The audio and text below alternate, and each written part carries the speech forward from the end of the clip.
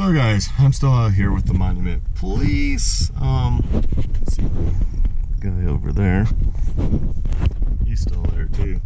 Fortunately, another thing I don't like about the E Ultra dash cam is, I don't know, he could not get this card to work in his phone or anything, so I have to go home. So I can't go right. I have to go home and get him that footage, obviously ASAP, because it's going to show, you know, what's going on with this guy. I'll insert the clips into this video here at the end, but you can see him.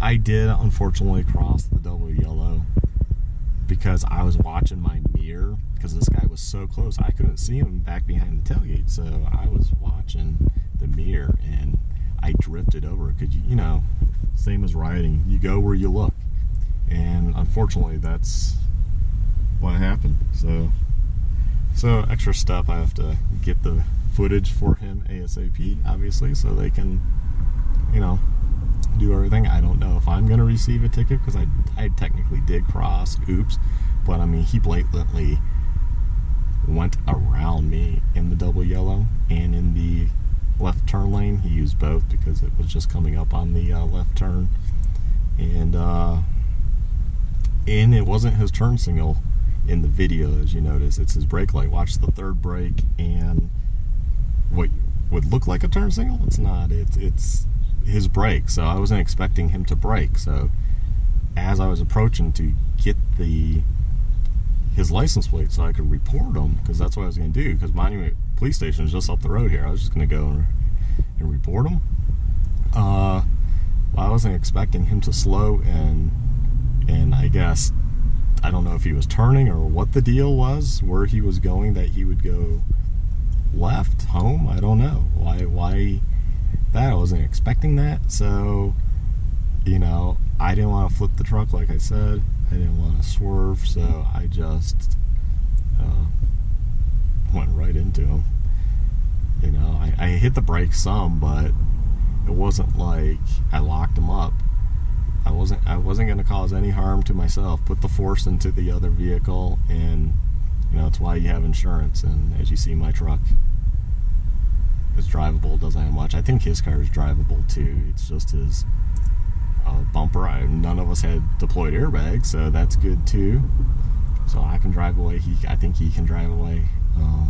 I heard him playing the back game already. Oh, my back, oh, my back, my back hurts. Maybe I should play that game too. No, I am not that type of person. There was no injury involved. This car got spun around. That's about it. It's like the most minor accident, really. You know, it's not like his car is totaled. It's not like my car is totaled. You know, I do believe I have a zero deductible, so good driving. You know, good driving gets you those zeros with a lot of companies, and even if I have to pay, I think it's $100 otherwise, or $250. I don't know. I think it's $100 for the car. So that's pretty cheap. So I'm not sweating it, you know. And I have rental coverage, so while this is in, I'll have a rental car. I think I have the high option, like $30 or $40 a day or something like that. Maybe it's even 50. So I don't know. I'll see what I can get. See when I can get this in. I mean, I have an event coming up, so I need to be able to take the bike to the event. So we'll see. Maybe I can get a loaner SUV, and I can just toss my hitch carrier around. That would work. We'll see. See what rental people let me get. Okay. Well, I'll bring you up to date in a little bit. Wow, guys, I had a moron this morning that tried to pass me in a double yellow, then slams on his brakes over here, causing me to do this. Look at that crap.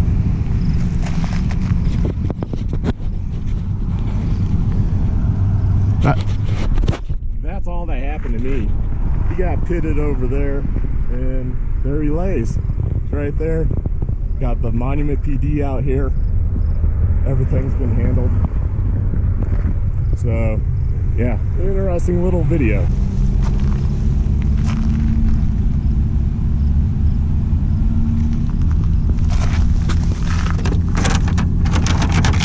That's the Let's take out the louvers here.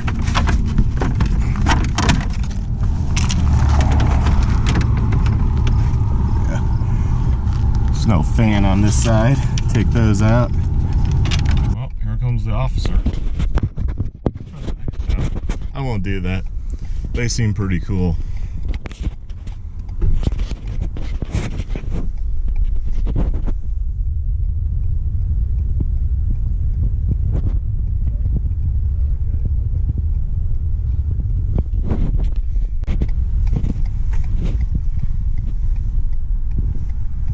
So yeah, I'm still here.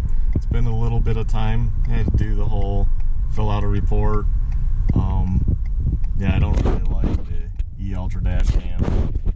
Getting the video is kind of a pain in the butt in some ways. At least I was having trouble getting it. So yeah, I don't know. Hopefully he can figure it out and we can get the video of him stopping. Or not really stop. I mean, I guess he slowed, but it was kind of rapid. It happened all so fast. So it's just one of those things. You know, I didn't want to swerve the truck and flip it, so that's where I'm at. Oh well, it's very minor damage. So, anyways, it's the next day. I'm home, and you know, I had to deal with a lot of stuff. That's why I just came home. I was gonna go for a ride. I was positive at the beginning, but that's just not reality. You know, it took a while there. I mean, until we could go. You know, I had to write a report. He had to write a report. Cops had to do what they needed to do. I had to come home. Main thing to come home was to provide video for my dash cam of the guy driving. I watched it over and over again. Slow motion is actually key because things just happen so quick. So basically when he was passing illegally on a double yellow, he swerved at me. You can clearly see it when you slow motion it because I then jerked the wheel to the right to avoid him. You know, I think that was one thing. Like, did I purposely hit him later on? So then I leave a distance in front of us. I didn't try catch up. I didn't try tit for tat tailgate him back or anything. I was like, worst case is there's a stop sign up ahead. He's probably gonna have to stop unless he blows through it, and then I'll have that on dash cam, and the police station is just up the road, so I for sure will go to the police station and they'll get everything. And or I'll just immediately come home and get in a format so I could give it to him on an SD card versus how the E-Ultra dash cam like puts all these files and stuff and like searching for the right date and stuff. It's kind of a pain in the butt, really. And just getting those seemed like a pain in the butt. I didn't know that at the time though. So anyways, we get up to the next area where the crash occurred. He taps his brakes. I'm like, what's he doing?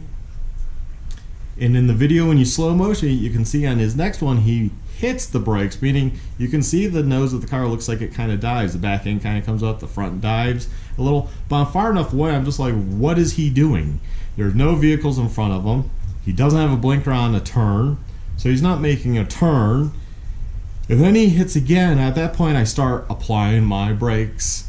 And I'm like, okay, well, I'm coming in now a little hot. Not too hot. I could like lock him up and probably stop before rear-ending the guy. But because there's no oncoming traffic, I will just go to the left and just slow down, you know, get back slow. And as I do that, as I move to the left, he moves to the left, which I believe he was cutting me off. Now, I think he said he was turning. I highly doubt that, because if you were turning, then why were you like 4 or 5 car lengths back before the turn? He wasn't turning. In the video, it's pretty clear he was, to me at least, because of what he just did, he was probably swerving and trying to block me. In his mind, he probably thought I was going around. No, I wasn't going around. I was just trying to slow down. I already avoided the accident prior because I swerved out of the way. So why would I want to now cause an accident? If I wanted to cause an accident, I would have just held my ground back there. he would have had the pit maneuver done to him, spun out, and who knows what would have happened to him. That would have probably actually been the smarter thing to do, because then he would 100% be at fault because he passed on a double yellow line and caused a wreck. I'm partially at fault, as the insurance says, because I crossed that double yellow to slow down. I used it for an emergency situation, no oncoming vehicles up ahead, so I used it versus ramming him. And I did point blank ask the insurance company, well, so you're telling me I should have just rammed him? And of course they, no, because that would have caused just a lot more damage, right? They would be out of pocket for more. He's like, no, you did the right thing, but you know, you can't cross the double yellow line. Well, I did it in an emergency situation. I'm trying to avoid an accident like I just did. If he would have ran me off the road, I would have had no recourse for him because, you know, previously, because no contact was made. That's how they will decide that, and I know that too. But I still try to avoid an accident previously, so why would I be trying to cause one now, which I think was kind of the other driver's thing, like he purposely hit me. Why would I purposely hit you? I just avoided one. That one, if I were just held my ground, would have been clear cut that you would have been guilty, because nothing says I have to swerve. So note to self, hold your ground if somebody does that and let them spin off and crash. I had a kid do that when I was in my, what was I, like 29 years old, 28, 30, I don't know, something like that. And I was in a Ford Explorer, Michigan.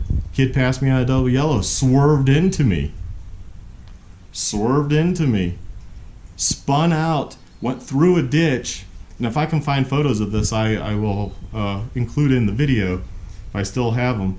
Spun his car into the ditch and took out a chain link fence and wrapped the car around a tree. He was okay. He got out. First thing he did was call his mom. Mom, I got in a wreck. High schooler.